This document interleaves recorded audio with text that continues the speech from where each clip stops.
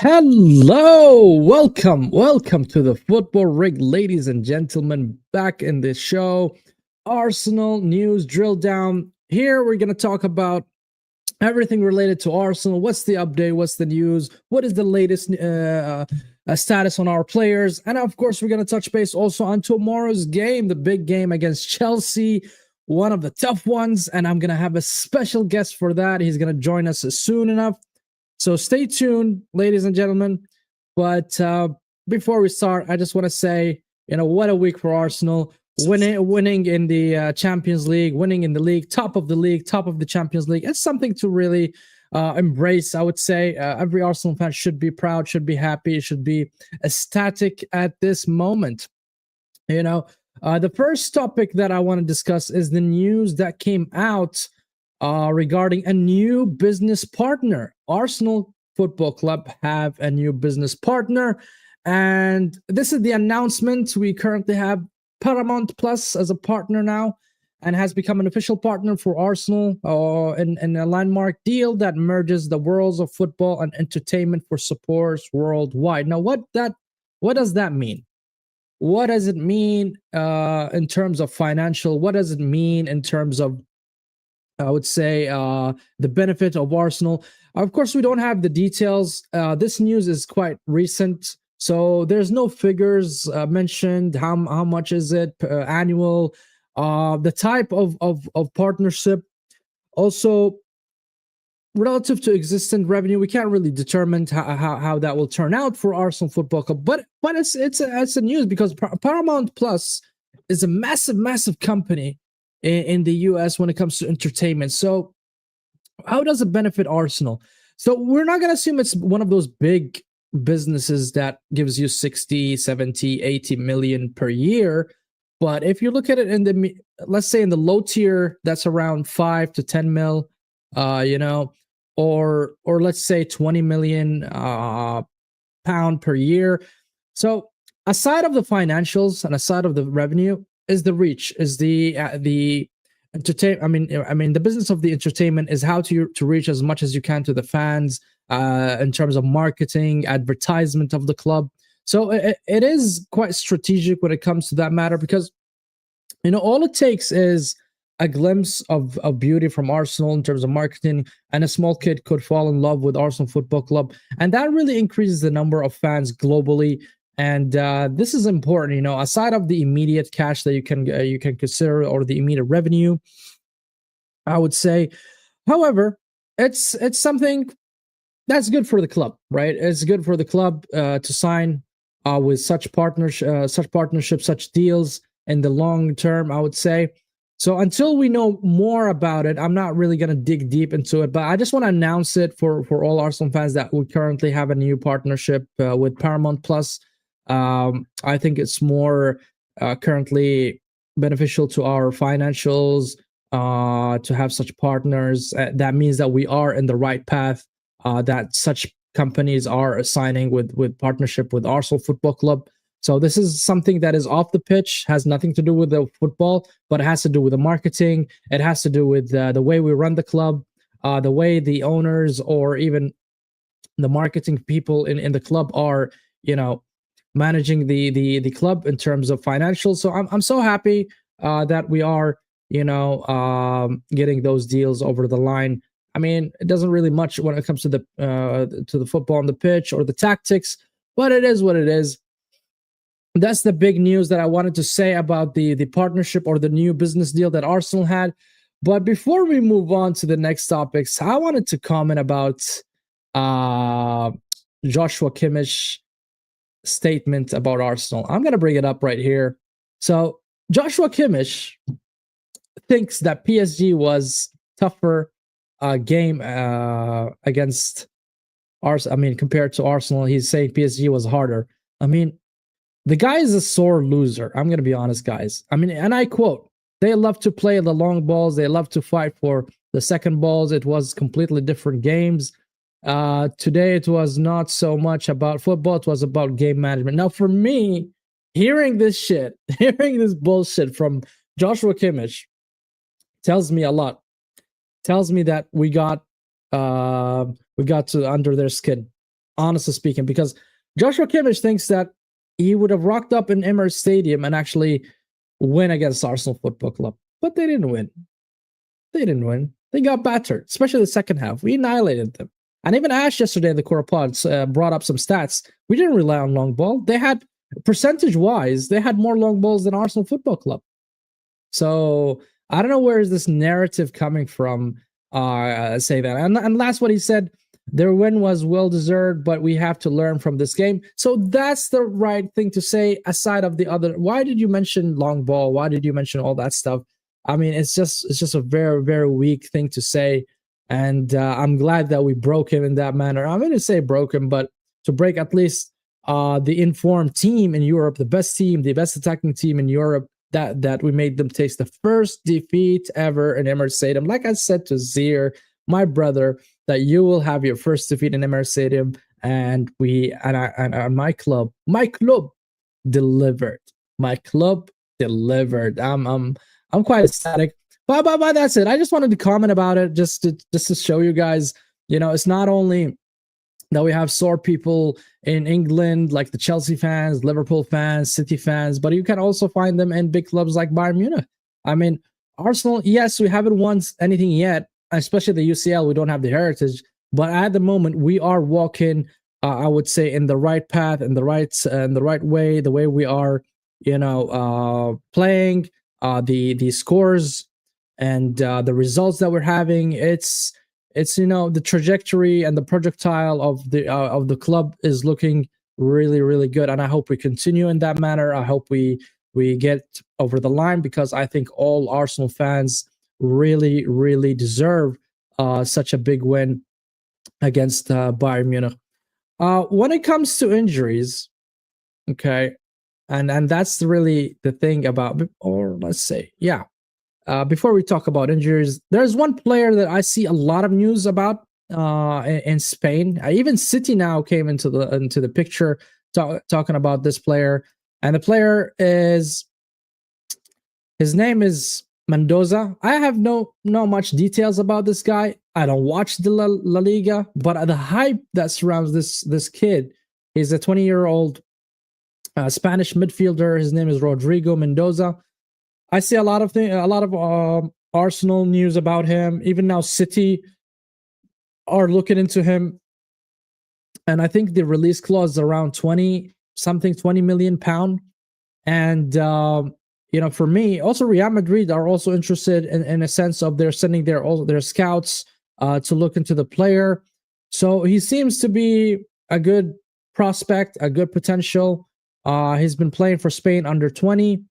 So, and they're considering comparison for him to the Barcelona star Pedri, since he played every minute for Spain.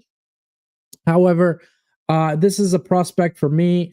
I wouldn't consider it as to be a marquee signing or a very good signing. It's a signing nevertheless. However, we should look into the people or the players that are quite ready to hit the ground running. We need to sign the superstars.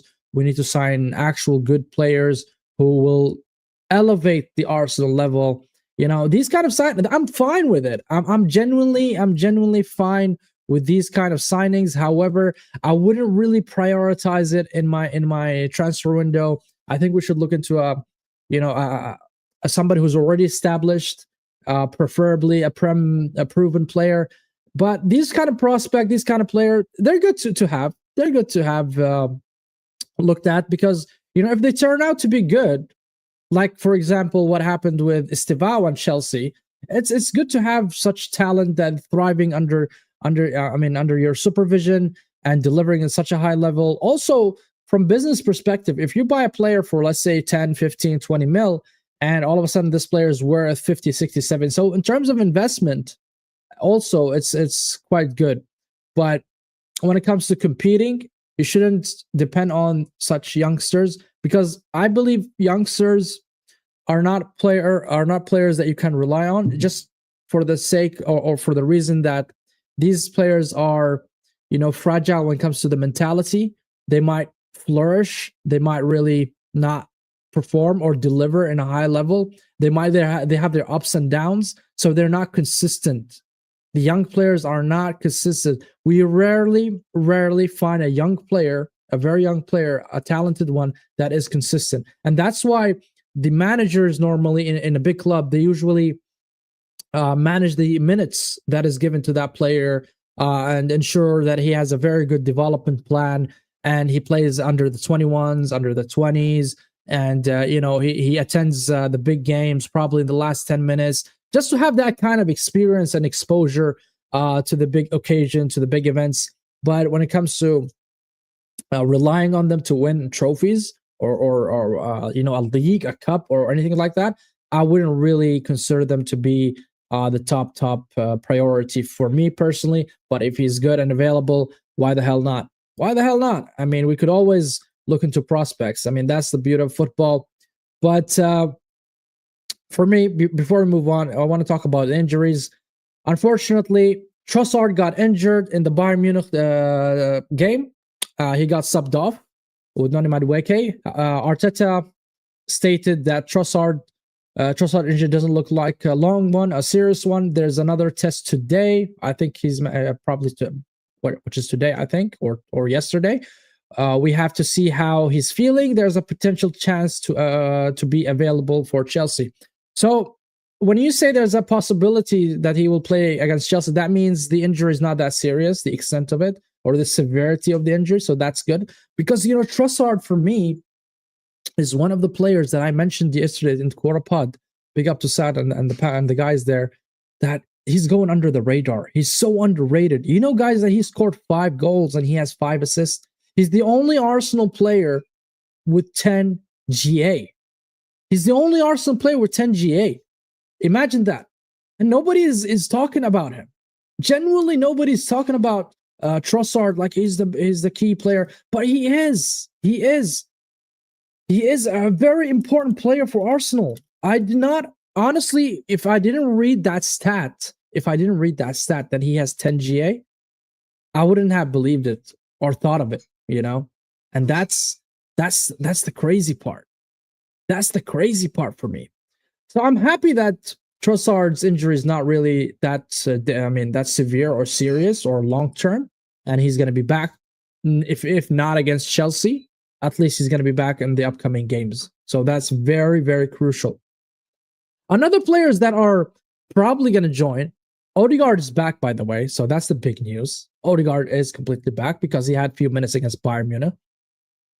Also, Gabriel Jesus played in a closed-door match against Watford. No idea what was the scoreline, but Arteta confirmed it. He played in the closed door against Watford. Also in Ranieri, he confirmed that those 2 players played, and that's to give them some minutes for their fitness, for their form, and that's important as well for the players to have such minutes. And if your team are so good, your starting 11 is so good, then it's good to give them an exposure under 21s, the B team, whatever. So they always keep themselves match fit, because you never know when you actually need them. And the season is quite long. I mean, we're technically still in November, so December is going to hit in 2 days. And when you go to this congestion of games, especially in the Boxing Day, January, you're going to need every single player to be available for you. Every single player needs to be available. And Arsenal Football Club are competing in four tournaments. They're competing in Premier League, they're competing in the UCL, the Champions League, the FA Cup, and the Carabao Cup. And honestly speaking, we need to compete and try to win and go for them all. We have to go for them all. Are we going to win them all? No, I don't think so. But we at least attempt to do that. And I'm glad that Arteta is showing ambition even in the cup games, that he's not really playing a fully rotated team.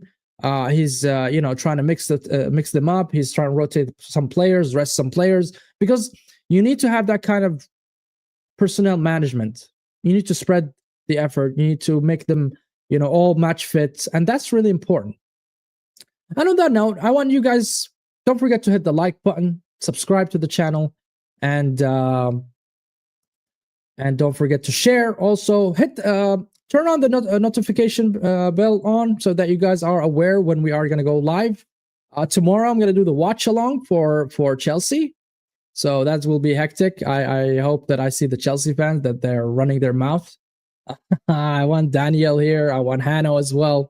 But yeah, back to the topic in hand, which is the injuries update. So the other players that probably we are waiting for, and Arteta is being so cagey about it. Arteta is being so cagey about it. Not Gabriel Jesus, sorry, Havertz and Gyökeres. He's not really giving a full update about Gyökeres or Havertz. He's not giving you anything, honestly, Arteta. Arteta is a type of manager, he likes to hold his cards very close to his chest. He doesn't want anything. And if you'll notice, all of the press conferences or the questionnaire that he's been asked or the questions that he's been asked, he's never clear about it. He always give you some political, vague, gray area answer. And that's Arteta. I think it's a good way to handle the press or to handle the media. And for two reasons. First of all, he's not here to give them some sort of scoop. This is not a scoop show. We're not here interviewing Tom Cruise or anything like that. We are here in a professional football club. And also, it doesn't allow your opponent to predict or even the time to train in certain ways or to counter certain things. Because obviously, if you play Mikel Merino up front, you're not going to play in the same way if you play Gyökeres up front or Havertz up front. The whole dynamic of the team changes. And that's, I think, what Arteta is depending on when he's giving those vague answers in the press conference, so he doesn't allow the opponent to counter him and when it comes to training. And these small things, people might say, oh, come on, don't be so ridiculous. That's so minor. The other team, our professional team, they will play on every aspect. They'll think about everything. No, honestly, no, you don't have much time. I mean, the preparation from one game to another is like 3-4 days. So it's not like you have 2 months to think about it and to study or to analyze every single scenario. So aside of the usual training sessions that you're having, it is important also to think, okay, now we have some news about Chelsea. Some news. It's very good news for Chelsea. Probably bad news for Arsenal Football Club, which is Cole Palmer.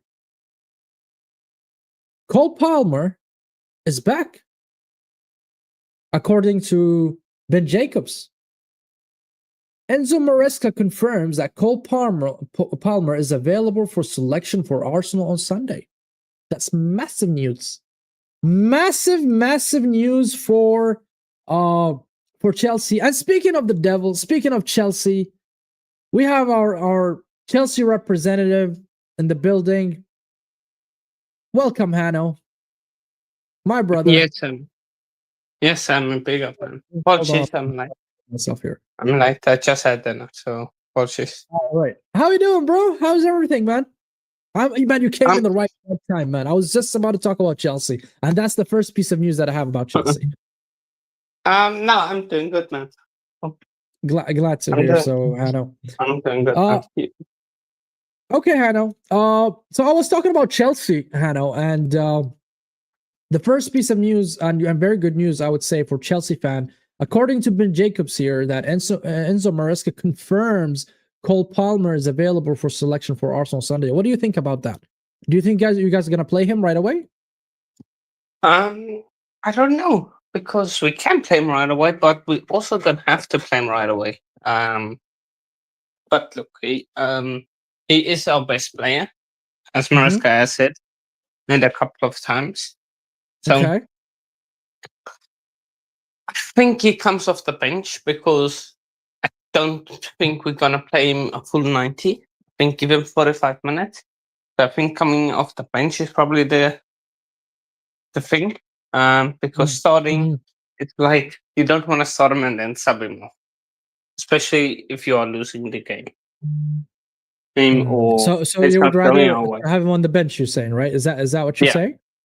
Yeah, right. I think having him I have him on the bench. Yeah. Okay, fairs, man. I mean, yeah. I mean, how long has he been out? Quite some Couple time, of months. I recall. 12 2 months, months. probably. Yeah, around 2 months, probably. 2 months. Yeah.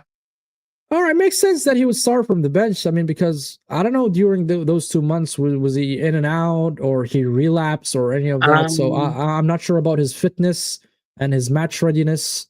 So it could be something to look at. Yeah, no, they didn't really. I think there was a relapse, but it wasn't him playing. It was him. Like he came back for like 1 off or 4 game. He was on the bench. Then he got injured again in training. So yeah, it's not really a relapse or anything. I heard he broke his toe. Yeah, apparently so. Well, anyways, honestly speaking, regardless, for me personally, as an Arsenal fan, but before we jump in, because we're having such an awesome guest here representing Chelsea, hit the like button, guys. Subscribe to the channel if you are new, and for me, Cole Palmer is considered to be one of the top players in the Premier League. I'll be honest with you, but due to the fitness or the fitness of him personally, and he hasn't played for quite some time. I agree with you. He shouldn't start. But if you're gonna start him, would you want him to start in the right wing or as a 10? As a 10. As a 10 out. As a 10. As a 10. Yeah. So who would you sub off? Because lately I've been seeing Maresca's playing Enzo, Reece James, and also what you call him? Oh, where's Zano? He's back. Yeah. All right. Yeah. Enzo, Caicedo, and Reece James. So he was playing Enzo probably on the 10. And he's been doing good, by the way. No, he was doing a good job. Enzo. I think the thing. So if it comes off, it depends what we go with. Again, he's not mid. The thing with Palmer now is he doesn't have as much space, and he isn't also the main guy. We've got Esteban, we've got João Pedro. So, but he's still that X factor we have basically. So yeah, Okay. it depends what we go with, because we could go with a 3-man midfield of Caicedo, Enzo, Andre Santos. Ooh, that's a nasty stat. I didn't know. Yeah. One open play goal since January. Damn, bro. Yeah, but I don't know that. I can use the same thing on Saka. Stuff like he's got, I think, 2 open play goals or assists in like 20, 23, 24 games. So I can say the same thing. Right. If you want to mention Saka, look, Saka for me lately has been playing really, really good. Aside of the GA output, but he's really been playing good. Honestly speaking, and I'm not being biased about it or anything. Look, I give the stick for Saka because I hold the bar so high for Saka. I genuinely do hold the bar so high for Saka, and that's why I would give him the stick, even though sometimes even Noni Madueke offers less, and I would really praise him for that, just because the levels for me, level of expectation from both players are different. But anyways, speaking of the midfield, please, let me. But so I don't know who we sub off for him. It probably be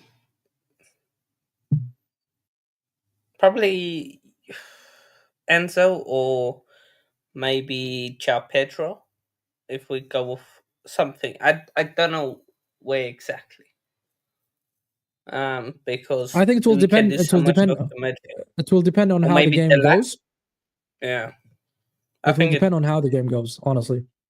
Yeah, I think if we are struggling and we need him, I think then probably we bring him on. But if we are comfy, like what, 2-0 up or something, which I don't think we probably will be. But if we are in that position, then I don't think it's really necessary to maybe risk him in such case. Okay. But it depends on the game and so. All right. I wanna move on from Cole Palmer because first of all, I want to mention the stat that is between Chelsea and Arsenal in the past 6 games. Okay, these are the results for the past 6 games. Those are the most recent one, right? So we drew in 3 occasions, right? And these are all in the Stamford Bridge, by the way. Yeah. So in the past 6 games in the Bridge, we drew in 3 occasions and we won on 3. And by the way, the last time you guys won against us, that was back in 2018. So statistically, we are in a good shape, I would say. We haven't lost in the Bridge for quite some time. And honestly speaking, I don't think. Look, when it comes to such derbies, such big games, you can throw all these historical stats in the bin. To be honest, just throw them in the bin for me. But it's something to mention, really, that Arsenal are used to going there and getting something. Either it's a point or it's a win. So let's take the 3 scenarios, and I wanna follow up with them with a question to you. So if Arsenal wins, I think you're out of the title race. I think if we drew, I think also become some favorites. I think also become the favorites if that's it becomes true. like They are already favorites. Like your favorites, but that just pushes up from Just maybe like a cements it, you mean, 60%. right? Like if you guys win this, I think you go from like a 60-70% favorites to maybe like 80 almost. Okay, Because fairs. because if you look at the table, City. Look, and now City just drew, which is no, they won. They won in the end. 3-2. Because the Tropical was telling me we needed that Leeds draw, man. I don't know what he meant by it. Oh, we needed it. That means it didn't happen. Needed. Oh yeah, okay. Yeah, 3-2. That's fair, man. But it's fine.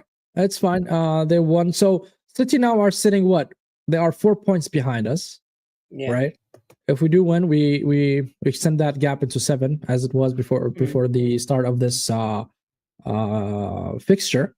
But if Chelsea wins, I think this is gonna vamp up and revamp Chelsea's chances and put you really in such a position that is a very good position. And both teams are coming from a big win in the Champions League, right? You won 3-0 against Barca. We won against Bayern Munich 3-1. So my question is to you, Hanno, as a Chelsea fan, who do you think has the most pressure? Is it on Arsenal or is it on Chelsea to win? I think in the grand scheme of it all, I think the pressure is more on Arsenal. Because you are going for the title, you haven't won the title. But I also think there's more pressure on you guys, but I think there's a bit more tight because there's also pressure on us because we've been getting these big results against big teams and so, but we haven't been able to properly get it over to. But if you lost, you're out. Yeah, but we haven't been able to translate those big wins against the big teams like a PSG, your Barca, and so against in the Premier League. Like what we've done is we've gotten only big team with. I will only accept your answer if you tell me your expectation is not to win the league. So you're here just for the top 4. That if that's the aim, then I would understand your answer. But if you're telling me you want to contest and be competing for the Premier League, then the pressure should be more on you because if you lose, you're going to be 9 points away. And if we lose, we're still going to be first. You're going to be 3 points behind us and City 4 points. So we're still first. You know what I mean? But I feel like why the pressure is more on you guys. Like I get that and I probably understand it. And I wouldn't say you're wrong, but I would say that because you guys are like leading and you could restore that gap that you lost it's probably more for you guys because we have seen what you do when the pressure is on, right? But I I agree with you. The pressure is on us. If we want to be title contenders, then yeah, the pressure is on us. Like, if we want to say, okay, we are them, we are them guys that are gonna stop Arsenal. We see what City are doing. They conceding 2 goals to Leeds. They losing to Newcastle. Mm. We want to be that team and go and go and stop Arsenal. If we want to be that team, then pressure is on us. We have to deliver. But I also think pressure is on Arsenal as well, because you have to show everybody that you are that team. Like, you've shown it, but just to like put the nail in the coffin. Yeah, the nail in the coffin, and Okay. leave like no. Because if you guys, let's say you guys won by two or more goals. Let's say you guys won 2-0, or it's a dominant 1-0 performance. Like, dominant, Okay. we had no Okay. sniff in the game. Then it's like, well, Arsenal might do it. They actually might do it. it Um. Honestly, it really doesn't make a difference if I mean, in terms of performance, if we win 1-0 or it's quite close margins between us, as long as we win, I don't really think that it would matter much. Uh, However, now we want to talk about something more interesting. I mean, the media is hyping this kind of talk, right? Which is Declan Rice versus Caicedo. Right. I have some stats here that I looked for and I just brought it up. So I want to show you the stats, right? So this is one of the stats, right? Between Rice and Caicedo. Goals, Caicedo have 3. Assists, Rice is better. Ball recoveries, slightly towards Caicedo's favor. But I have another stat, by the way, I want to show you, right? Passing accuracy, I would say the same. Corner, or chance created, I think 21 is because of the corners. Probably they could consider as chance created. That's why. Duels 1, I give it to Caicedo because he's more defensive. But you have to take in consideration that Caicedo plays as a pivot, as a number 6, where Rice is playing as a number 8. So you have to take that into consideration, because I'm not comparing number 6 to a number 6. Rice has been playing as a number 8 for the whole season so far. And here's another stat also about Caicedo and Rice per 90, I would say. There we go. So the minutes are almost the same. The goal involvement's the same. Chance creation favors to Rice, probably due to not only, by the way, the corners, even the open play. Possession wise, possession 1 slightly towards Caicedo because of his playing as a number 6. Total carry progression is by Rice. Distance covered slightly. Rice is ahead of him by, I don't know, 1.2 kilometers. So overall, these are the stats. And of course, you have the eye test, obviously. I want to ask you, as a Chelsea fan, probably you're going to say Caicedo, but I still want to ask you the question. Who do you think is a better midfielder? I think Caicedo, man. Like, I can't say Declan Rice. Like, Caicedo, what Caicedo does to, like, what he does for this team is, You know who he reminds me of? well, Isian. Essien, yeah. Well, like, the thing is, he can handle midfield on his own.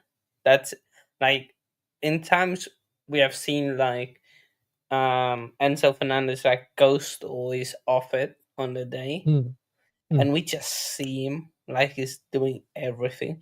Like, even the boss game, that wasn't his best game we've seen. Like, that was probably, it was very good, but that wasn't one of his best games even. So Okay. I just think, in terms of like what you want in a midfield, I think is it. I think Declan Rice is very good. It works for Arsenal, but I think if you take him out of the Arsenal team, I don't know if he has the same impact as Okay. as in other teams, because I think for Arsenal, he's like the key for you guys. Like, he He holds is. the key. True. Very Like, true. if you take Rice out of your team, you put Norgard, you're not gonna have the same impact. Or you put Mikael Marino, the impact decreases a lot. I So agree. while if we put Caicedo, The even though same we've goes only to seen him once, Caicedo. I don't think Caicedo has a replacement in Chelsea. no, it probably doesn't. But we've seen that in the Burnley game, we didn't play at all. We played Enzo and Andres Santos, Come on, and Burnley. I know it's Burnley, but one game we saw okay, Andres Santos he can handle this midfield thing, and he done well against Barca as well when he came on. So Okay. I think both hold the key for the teams, but I just think Caicedo he brings the impact he brings is Mhm. is much higher in if you take him like in terms of if you put him in other teams. Like if you put Caicedo in Manchester United team compared to Declan Rice, I think United do better. But I don't know. I just think there's more. But Rice offers more than just what he offers on the pitch in terms of Yeah. set Mm, pieces, corners, free kicks, yeah. athleticism, poor ball progression, passing range. I would say he's better than Caicedo. When it comes to the defensive attributes, I would edge Caicedo, honestly speaking. But even though I think Rice, when he played for West Ham, he used to play as a number 6, if I recall correctly. Mm. And Look, I think yeah, I think both and of attacking us. and going forward, I think Rice is more, dangerous than Caicedo. Caicedo has a good shot on him. He when I'm talking about long shots, I think Caicedo can't really shoot. I mean, he showcased some of his goals when it comes to long shots, but also Rice, I think he can do it as well. Mm, So I overall, think like I all just think rounder, I would still pick Rice, to be honest. Not gonna lie. yeah, no, that's fair. I think I pick Caicedo because I think he's got a bit more technical ability in terms of dribbling and so, but also Caicedo has more dribbling than Rice. yeah. You're Oh taking a well, piss, not bro. dribbling like okay, no, let me not dribbling, but like in terms of the passing range. I think personally Caicedo is better than over Declan Rice, So but you think Caicedo passing range is better than Rice? I think so. Alright. I think Yeah, this yeah. like I think I think technically as a technical footballer, I think I'd rather pick Caicedo. But yeah, it's very tight. But I think It Caicedo is. is. It is. I'm not saying anyone would say Rice is miles But better than I think Caicedo and vice versa. I also think if you let's say I think why Caicedo is so good for us as a team is Mm. because if you look the possession one is one. If you go to the previous stat thing, what the uh, look the duels ones over 60 duels won, and Yeah, I and saw that's due to the position where Rice is playing. As yeah I said, Rice is playing as a mm, number 8, where Caicedo is a number yeah 6. So you're more likely to tackle, intercept the ball, anticipate all of that more as a number 6. mm. But I think that is why he's also one of those like But he look is at the passing that good accuracy; they're for us. almost the same. And even though Rice has taken, more, I would say, progressive passes and long balls as well, more than Caicedo. And I watch Chelsea. It's not like I don't watch Chelsea. Mm, Caicedo is more. The passes that he makes are more, I would say, secure passes, right? mm. But Rice he does the secure passes, Like but he tried to pass through the lines and mm, all that, and yet his accuracy is toe to toe with Caicedo. So mm. how the hell are you saying Uh, the passing range for Caicedo is more? Is just I couldn't ignore that really comment. grasp it. Ignore that comment. Yeah. I don't know. I just think if the thing is, it's if you see it, you will understand it. That's like I watch. Like I said, I watch Chelsea. It's not like I'm taking a dig or anything about Caicedo. I love the player. Like if we, I don't know how to say it. I just think all round as a complete midfielder, he's got the shot on him. He does. He wants his duels. He does. He can create chances and stuff. His recovery of the ball is good as well. I think he's for us. He's better, but I think look, I understand two complete two Mm. different profile. You know, when you want to talk about high press, I think Caicedo is better in high press, but Rice, he does the high press. However, he anticipates the passes better. Like he cuts the ball before the ball reaches to the other player. Where Caicedo, you know, just goes all on the player and you know gets and recovers the ball. Don't get me wrong. So that would explain why the duels here in this stat, why the duels are higher for Caicedo. Where if there was a stat, I would pull it out, which is the interception, you know, and ball recovery. Rice is doing it in a very high level. I mean, the goal, for instance, against Bayern, it started all from a Rice, you know, interception where he got the ball, he passed it to Eze to Calafiori, to Madueke and goal. So, but anyways, it's very tight, but it is. I think for me, Caicedo is better. I just don't know how to explain it. I think it's something I just see in Caicedo more than I see in Declan Rice. But for you, it's probably the same because you, as an Arsenal fan, you seem like Rice does for your team, and Caicedo do this for your team. And you look at Caicedo, but you think, So I think, I think Caicedo,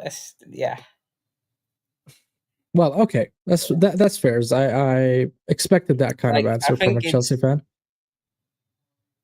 I think it comes down to you support, really. Like, if you want to troll that's fair. Probably if no, I think if we ask maybe a Liverpool fan or a United fan or even a City fan, they might have more balanced opinion because me and you, of course, we're biased about it. And obviously, I'm gonna back up my player, and you're gonna back up yours. That is completely understandable. I'm not pushing you or anything like that. But now, I want to ask you, what would be your combined 11? So I done one last night with the guys. Combined 11. I've got Raya in goal. Okay. Then I agree. Then you can choose whoever you want, Tambora or Reese. You can choose. I really don't mind. I put Timber. Then I would go Saliba and Fofana. Let's do Fofana. Oh, we're doing just like fit for this game, yeah? Yeah. Okay, then we see Fofana. And then we do Cucurella left back. Then I agree. Caicedo, Declan Rice, Eze. Okay. And then on the wing, we've got Saka, right wing Saka. Then up front, João Pedro. And then left wing, Neto. Neto. I think that's a very fair combined 11, honestly, except for the only one I disagree with is Fofana, because I think both Hincapié and Mosquera, I think, are better than Fofana. Oh, honestly speaking, bro, I'm being serious. I mean, I don't know if you've been watching Mosquera or if you have been watching Hincapié. Both, to be honest, are so sound. To be honest, I don't really watch Arsenal unless it's like a big game. Like, That's fair. That's why Like I think you. your football just is dry, man. Like I can't with your guys' football, man. You're being like the Like fraud, the Bayern Joshua game, Kimmich. the What about it? the Bayern game, I didn't really watch it because I was tired. Like I think I saw it was I listened to Zia's watch long and it was 1-1. I fell asleep at half time. I fell asleep.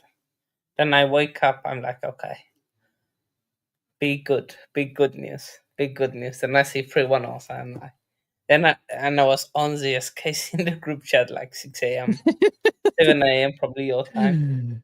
Oh On his man. case, you German screw up. Yeah. Yeah, man, the And I'm guy like, was fuming. He was fuming in the watch along, bro, after the game. And I went straight. I'm supposed to go to sleep, and I had work early in the morning, but yet I said, "Nah, man, I'm going to Zier's chat now. I'm just gonna, give him some hard time." And honestly speaking, Arsenal, the but way they played is more, I would say, in the second half specifically, we really annihilated Bayern. Where in the first I half, think, I was like, mm, you think yeah, what? go finish. Yeah, No, finish your point. what I'm saying, I mean, you watched the first half, so I'm not gonna talk much about it.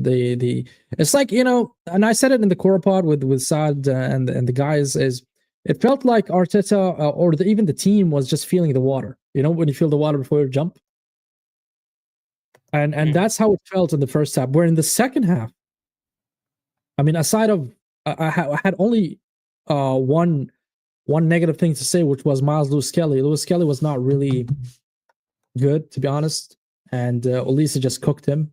And yeah, I mean, the second half, the two substitutions that Arteta did, which is Calafiori on the left back as well as Martinelli instead of Saka, and Madueke was playing on the right. And the two substitutions actually contributed to the goals.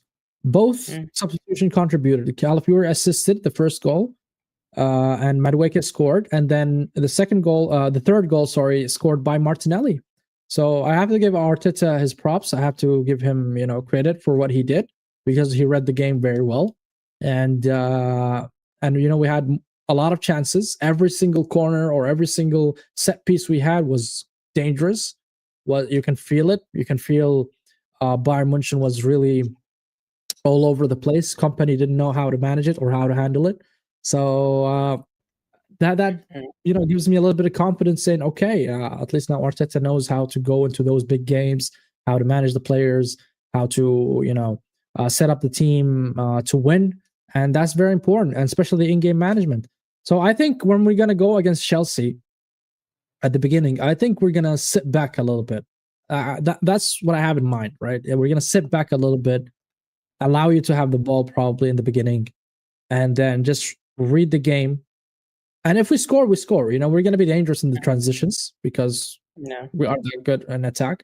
And if you give us any corner or any set piece, I think we're gonna try to take advantage of that. And the second half, I think Arteta started now. I like what he's doing now. The subs that he's putting on the pitch are really being impactful. And I think overall we're gonna win like 2-1. I don't think it's gonna be a huge score line. I don't think we're gonna beat you like 4-3 or something. I think it's gonna be 2-1 for Arsenal. Okay, so you reckon it's time. The thing is, I don't know how we will go with this game because we can let you guys have the ball and it's on the transition, or Yeah, but we we don't have can. high line, bro. This is not Hansi Flick. True. Just saying, bro. Or we can just go and play football with you guys, which would be my last resort against you, man. Like, I think you guys as a footballing team is top tier because I think if you go toe to toe with Bayern, with Arsenal, I think personally you're probably gonna come off second best in terms of because the way you guys play, the quickness of how you guys play and stuff. Um, So, yeah, but for What, you're gonna set up shop? What are you gonna do? I think yeah, we let you guys have the ball, set in a mid low block, probably mid block, not low block. Yeah, mid high block almost, and then just press you guys, like pressure Saliba, pressure Calafiori or Lewis Skelly, whoever is there, and like pressure them. Maybe try to catch Raya out because he's always trying stupidness. No, he is like our fifth defender, I would say. You know, the way he Yeah. positions himself, he's playing. He opens up for the team to have a chance to pass for him if they deemed it necessary. If they couldn't find But and yeah. yeah. So. Yeah, I mean that's how Richarlison scored that worldie against us when we won against Spurs 4-1. I don't know if you watched that game or at least the goals. So Richarlison scored from a very long distance, and that's because Raya was out of position. But the mistake wasn't his fault to begin with, because Mendy lost the ball in a very dangerous area, and Richarlison just took the shot, and it was a good shot. However, we always play like that because Raya is considered to be like a fifth defender.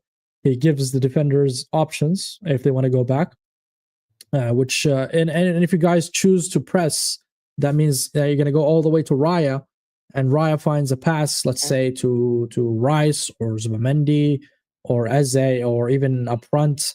That means you will have less number of players in your side of the pitch. So that's it's kind of, we are luring you in, and yes, if you and I said that if you play in that manner, you're gonna have it's like a two-sword edge thing, but I don't think you're gonna play a high line. I generally don't think you're gonna play a high line. However, if you keep pressing and you expose the spaces, we're gonna exploit them. We're gonna look into those spaces, try to pass the balls in between, get I don't know, Martinelli, Trossard, or even Marino or Saka. They will find those spaces and we'll hit you on the counter or transition. Yeah, no, that's fair. That's fair. Like, I think, and I think you will attack because it's in the Stamford Bridge. I think if you played in the Emirates, it would be a totally different scenario where you're going to sit back with a mid to low block. I think if we were playing at the Emirates, I would have liked 0 almost, because you may not. I think you may not much different from the Emirates than away from home, but it's still that same level. So tell me, what is your prediction? Now give me your prediction. I gave you mine, 2-1 Arsenal. So my prediction is different from what I think. My prediction is 1-0 Chelsea, but I think you mean it's different than what you want. You mean? Yeah. Well, one is with my head, one is with my heart. You see, what I want and what I think will happen is different things. Okay. So prediction 1-0 Chelsea, but I think 2-1 Arsenal. So your heart is telling you 2-1 Chelsea, but your mind is telling you 2-1 Arsenal. No, heart is saying 1-0. Heart is saying we keep a clean sheet against you guys. Clean sheet? Damn. So you're being ambitious, heart is saying bro. 1-0, but head is I don't think anybody in the chat. Hey, chat, you guys think it's gonna be a clean sheet for Chelsea?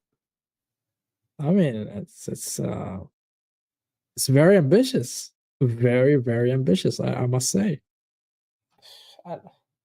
I'm just going for it, man. Like,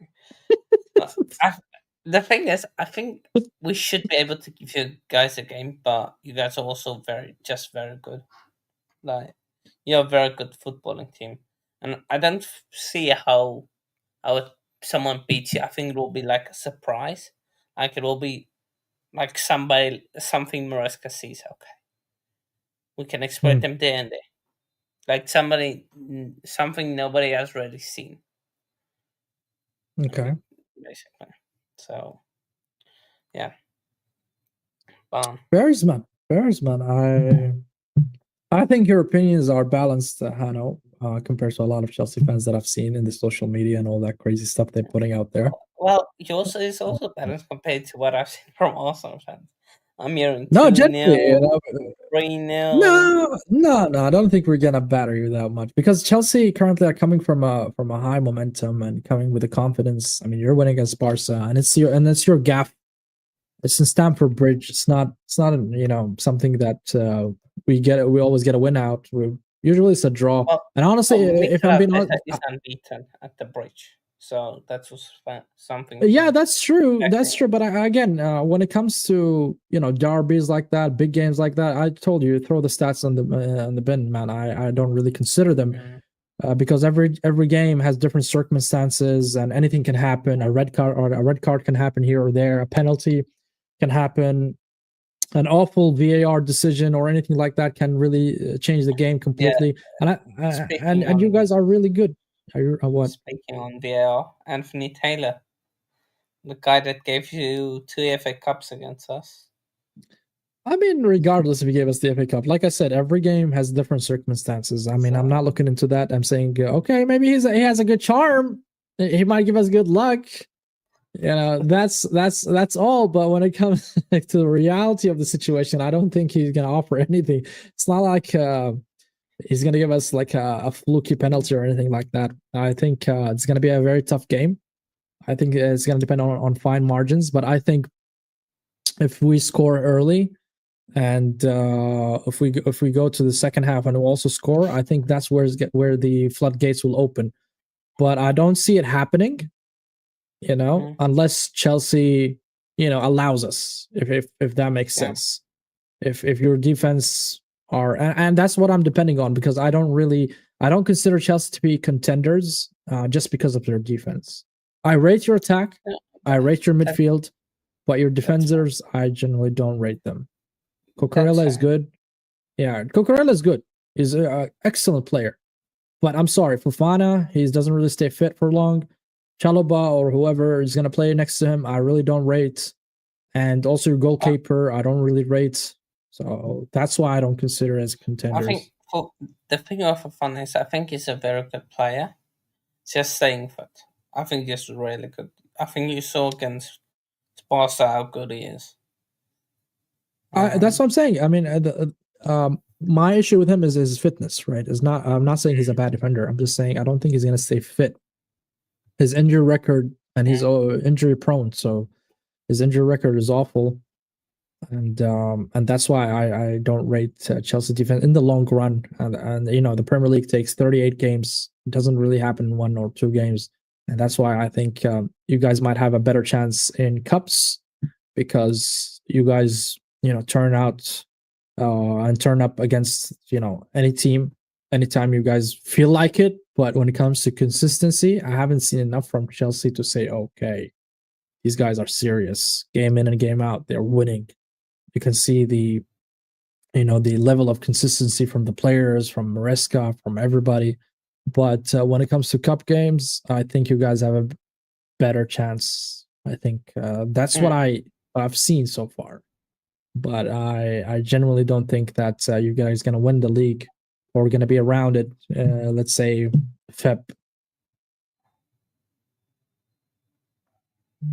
No, I hear you. But let's see, like this weekend is big.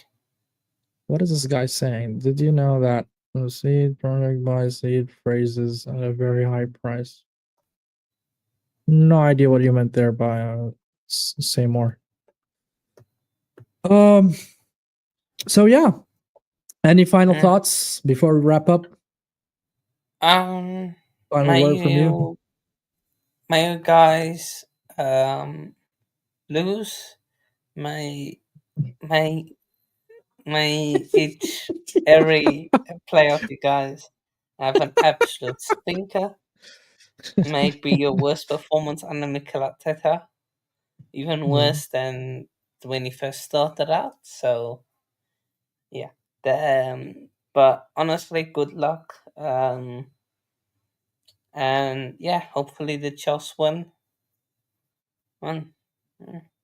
Yeah, I just hope we demolish you guys. I mean, I don't think we will, but I hope it happens. So that's just pure hopium from me. However, thank you, Hannah, for joining. Guys, make sure to subscribe to Hannah.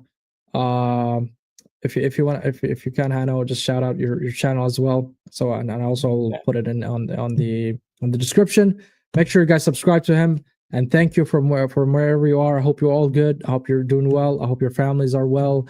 And tomorrow is the big game. Make sure you tune in for the watch along. It's gonna be crazy. I know that Hannah's gonna, if they score, he's gonna turn up in the chat. But if we don't score, he's gonna hide. I know that for a fact. Him and certain guys like Daniel and all that stuff. But I genuinely hope that Arsenal win and prove to say that we are here to win the league. And on that note, I want to say ciao, hit the like button, subscribe, and don't forget to be safe. Cheers, people.